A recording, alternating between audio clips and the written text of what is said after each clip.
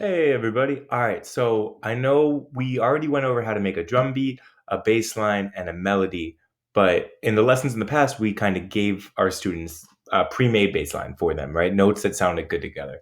Today, what we're going to do is we're going to have our students try out making their own bass line and like finding notes without even knowing any theory, but being able to find three notes that they like the order of, and they or not order of, but that they like the sound of them together.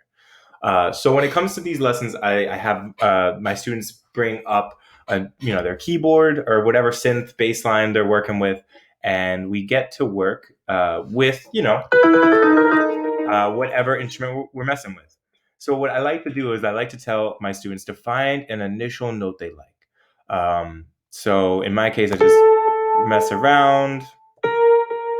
All right, let me think.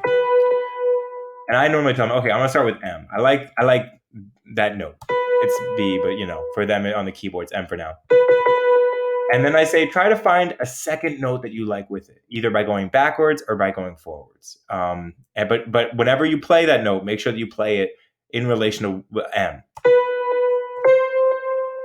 And I'm like, that's okay, right? Let me try something different. Okay, I kind of like that. I like those two notes. And then I tell them, okay, figure out what direction do you want to go in to find your next note. Do you want to go up, as in like a higher pitched note, or like 1 second, or whatever, or do you want to go down like a lower pitched note, right? Once again, student engagement. You want to hear student voice on that. So let's say the student says go up, right? Say when you go to find that note, you have to hear how it sounds in relation to the two notes you played previously, right? So I got M, and then J, and then I'll go to this note, the next note. And I'm like, do you guys, do you like that? And depending on the student, if the students say yes, that you say, that's cool. Let's try out some other ones though, too. Just to see what are some of those other notes that are out there. But always let them know that when you're trying to find that third note, it has to be in relation to those first two you played. So reset, play those first two notes again, and then ask students, do you like that? Right?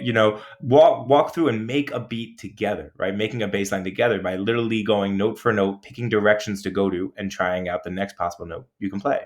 So if they say yes, then you got your first three. And let's try to find our fourth note. So we got three notes. We got M, J, and then L, right? Which is actually, obviously it goes B and then it goes B flat and then, C sharp. But so they're here, you ask them again, what direction do you want to go? Do you want to go up or do you want to go down? Now, let's say the students say they want to go down. You say, cool, we're going to listen to it, but we have to listen to it once again in relation to the notes that we already found. So we got M, we got J, we got L, and then let's say we'll go down, we'll try. And if they like that, cool. If they don't, we'll keep looking for notes. We'll say, all right, let's go to the next note.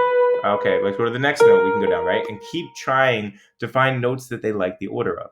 And when eventually you and your group, you find four notes that everybody likes, you say, cool, now let's take those notes and let's bring it and put it over top of our beat. And that'll be our bass line that we just made.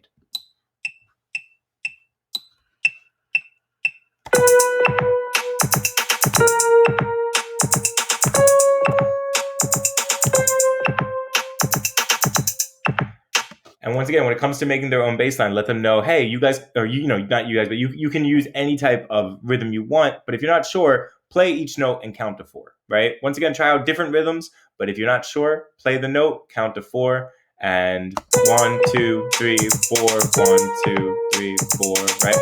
And then show them that we got to edit again once we finish our group of four.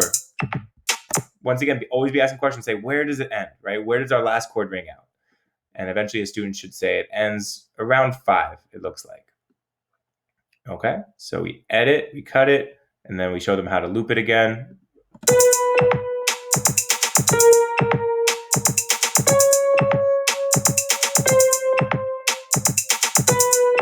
All right. And so that, once again, doesn't have to start in M. It can start on whatever key you want, but work with the students. Ask them what direction do they want to go, right? Try out half steps when you're looking for a note. And if you don't like a note, reset and then try, and try again, right? So let's say we did M and we didn't want to like J. Cool, we say reset. Let's try M. and we'll go N, right? And if they don't like that, we reset, and then we go M, go to, right? We just constantly reset and be looking for notes.